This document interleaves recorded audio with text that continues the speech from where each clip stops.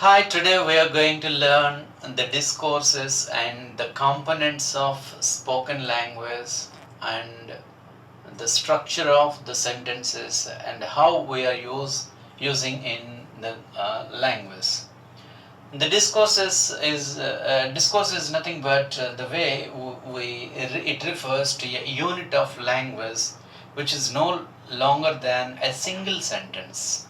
It should be a meaningful. It refers to a meaningful sentence, and it is in the form of posters. If a child goes outside, he has to read some posters and he has to understand that particular poster. And essay, a child is able to write essay and letter writing, story writing, narration. A discourse may be in any of these forms. For 7th class and 8th class students, there are 20 identified discourses are there. Some of them, this narration, diary entry, and conversation is one of the main discourses, and paragraph writing and report writing is one of the main discourses. There are components of language. The main components of language are phonemes. Then what is phoneme? Phoneme is nothing but it is the smallest unit of speech, um, such as cat. You observe here the word cat. So the individual letters k is one. Phone indicates sound. It has one sound, and t is one sound. It represents with a phonetic alphabet, international phonetic alphabet, ka sound and ta sound. They represent. If you observe here, bat, this letter pronounces t and b is the, so it has no any meaning, but it gives some sound. It has no any individual meaning or the complete sense. Morpheme. Morpheme is nothing but a linguistic unit within a word, such as if you take the word unbelievable, unbelievable, unbelievable. So if you combine these three components, three morphemes, then you can get one word, a complete word. It is said to be unbelievable. Then what is lexeme? Lexeme is nothing but an inflected form. It's an inflected form. A word can be derived into different words for their meaning, different meanings, such as unbelievable, run, runner, running, and believe, unbelievable, believing. So these are all the derivatives of that word believe. So the lexeme is inflected forms, and photograph, photographic, photographically, photograph. So from photo there is a word photograph. Now photographic. Photographic is another word. Photographic. This is another lexeme and another derivative of this word photo. Now photographical and photographically, these are the derivatives. Now let us see the syntax. Syntax is nothing but the grammatical rule and the structure of a sentence, where the subject comes, what is verb and what is object, whether it is active voice or passive voice, direct speech or indirect speech, what syntax is it contains, and what is the relation between the subject and verb, agreement, third person singular, and phrase, the word, combination of words with agreement with the subject and verb and object and all those things, which gives some meaningful sentence. This is what we call syntax: subject, verb, object. And the discourses are the spoken and written discourses. So discourses can be either spoken or written discourses. The spoken, there are many differences between the process of speaking and writing. Writing is not simply speech written down on paper. Writing is not simply speech written down on the paper, and learning to write is not a natural extension of learning to speak. So unlike speech, writing require systematic instruction and practice. A systematic instruction and practice for a written language, and that is what we call spoken language. And spoken and written discourses, spoken or oral discourse is just its sound, and it is communication or transforming information from one person to another person, in a meaningful and a systematic way that can be communicated to the person. This is what we call spoken discourse or spoken transformation. And in this context, we can also learn that monologue,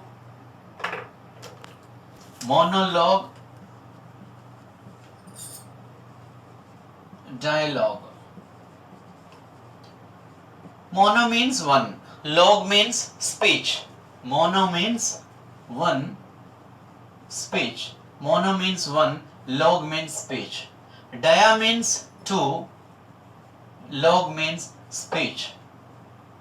So, if a communication happens between one person and he speaks out, it is said to be monologue. Dialogue means if happens between the two persons and he speaks between A and B. When there is a communication between A and B, it is said to be a dialogue. So, a dialogue involves interaction between two or more speakers. The interaction, such as business communication, and when we talk to our classroom, in the classroom with the students, that happens dialogue, and debating and telephonic conversations. These are all called dialogues. Monologue means lectures or something like someone's speeches. They are said to be monologues. And the characters. Let us see some characteristic features of the language today. Let's go to the slides. Let's see some discourses and spoken communication between the two persons. In this, you observe the two persons how they are congratulating.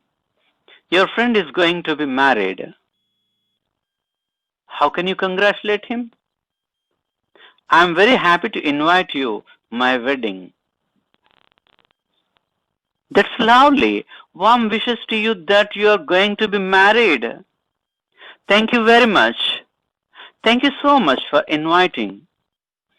See here how they be congratulated A. That's lovely. Warm wishes to you.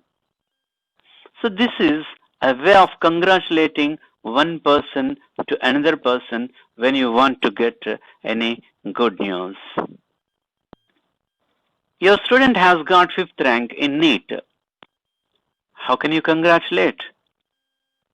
Observe here a dialogue between the two persons. Hey Ramesh, I heard that you have got 5th rank in NEET. Yes, that's all with your blessings, sir. Congratulations, you deserve it. See here, Ramesh got 5th rank in NEET. How the teacher of Ramesh congratulating? The congratulations, you deserve it.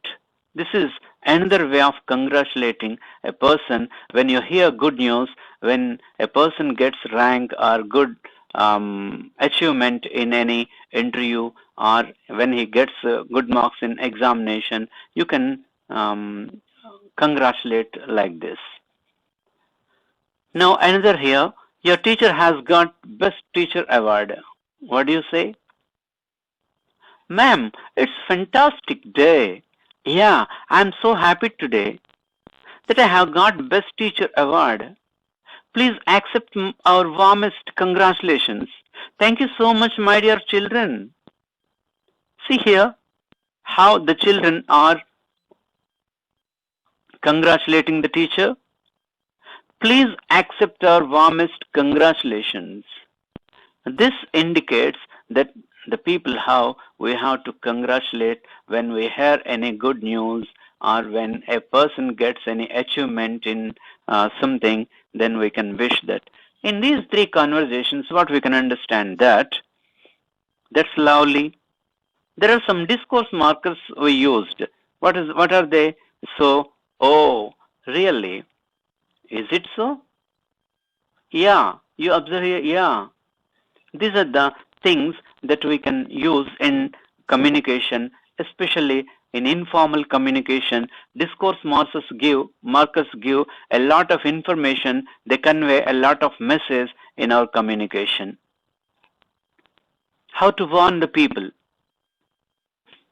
Let's take a dialogue here. Let's take stairs. The stairs are slippery, aren't they? Yeah, exactly. Take care. They are so skiddy. Really? You observe these two dialogues. When you observe that, how can you warn? Take care. You observe this? This is what we call take care or be careful, be aware, mind how you go. We use be aware. When there are dogs in the house, be aware of dogs. You can see the name board. And be careful when there is something ahead, when there is a danger ahead, mind you go. Like that, we can warn the people by saying that. You observe here, really. These are the discourse markers, and they are called back channel. These are called, really. They are called back channels. What are back channels? The utterance is given back on spoken form of someone, behind someone, when you use the utterances, really. Ah, oh, oh, like that. They are said to be back channels. So the tag questions also used here. The stairs are slippery. Observe here, if this is R is the main verb, B form, it is a state concept, and aren't they? Whatever the main verb is used here, in question tags. The tag questions are also possible in our communication in the spoken form, as a spoken form that we can use. And friends, obligation and necessity. How can you speak with obligation and necessity? Observe this dialogue here. Are you gonna school? Yeah, I had to. I had to. And you? I'm not gonna school tomorrow. I wanna stay at home. Really? Need we do homework? I think we must. When you observe these two dialogues between the two persons, what you can observe that gonna and wanna. These are the elision, the omission of a part of grammatical structure.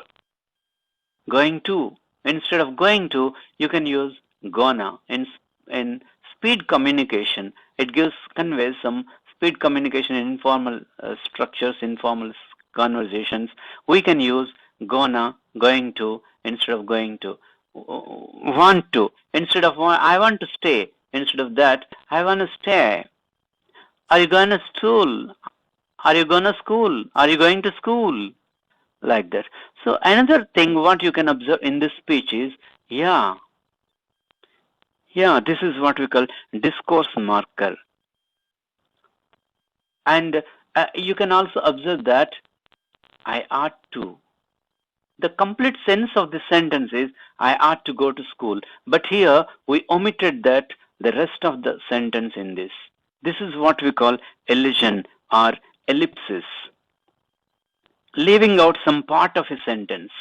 That's not necessary because there is a good communication between A and B, and A and B could understand even if you even if you leave out I ought to go to school. You need not write I ought to go to school. You can better stop I ought to. And you? This indicates and what about you? You need not write and what about you?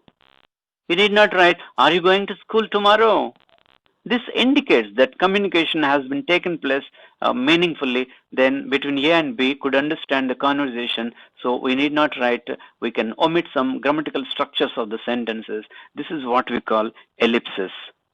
And I'm not gonna school tomorrow. I wanna stay at home. Really? This is what we call discourse mark. I think we must. Hey, here, what is that? I think we must. This is called hedge. Words are phrases which soften, weaken the force with which something is said. They already said, I think we must. This is what we call hedge. Hedge of the sentence. That is, and that can be repeated with here ought to, must. Here ought to indicates obligation and must indicates necessity of going that. So this is all about the communication. When you want to give communication, when to develop a speech between the two persons, it should be meaningful. We need not worry and we need not bother about the grammatical structures and strict use of grammatical structures. So a meaningful communication is very important. Conveying message is important, but not the strict rigid use of the principles of rules and regulations of the language.